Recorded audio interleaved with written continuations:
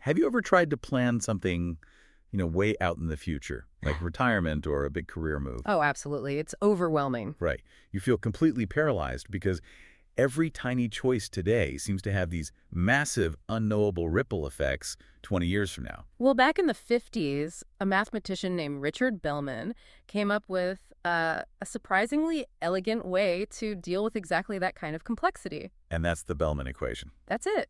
It's this beautiful mathematical shortcut that turns a giant multi-stage problem into a series of manageable steps. So this is where we get into dynamic programming. It's a term that you hear a lot in computer science, but the idea itself is actually very human. It really is. The core philosophy is just about breaking a huge problem down into a sequence of smaller, bite-sized subproblems. And the key to that whole thing is what Bellman called the principle of optimality. Precisely. And this is the aha moment for most people. It's a simple property about making good decisions. Okay, lay it on us. It just states that no matter what your starting point was, or what path you took to get where you are now. So no matter what mistakes you made. Exactly. The past is irrelevant.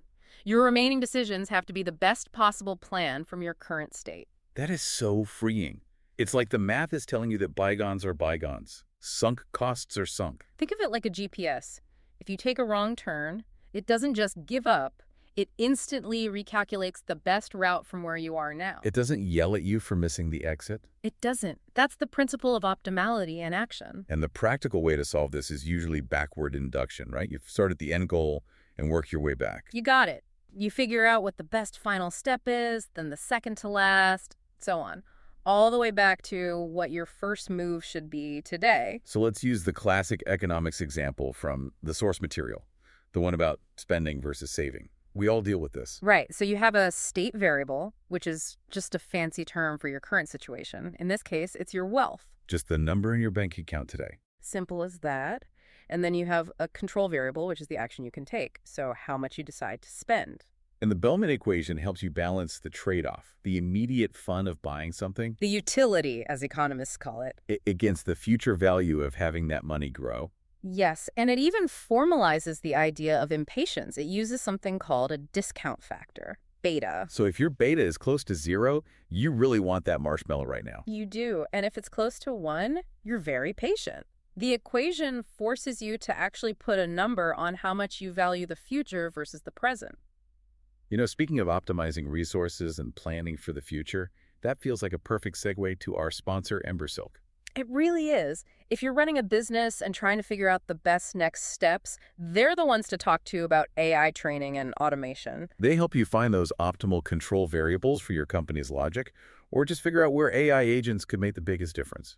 You can find them at embersilk.com. Definitely check them out. Now, this all sounds great in a predictable world, but real life is messy.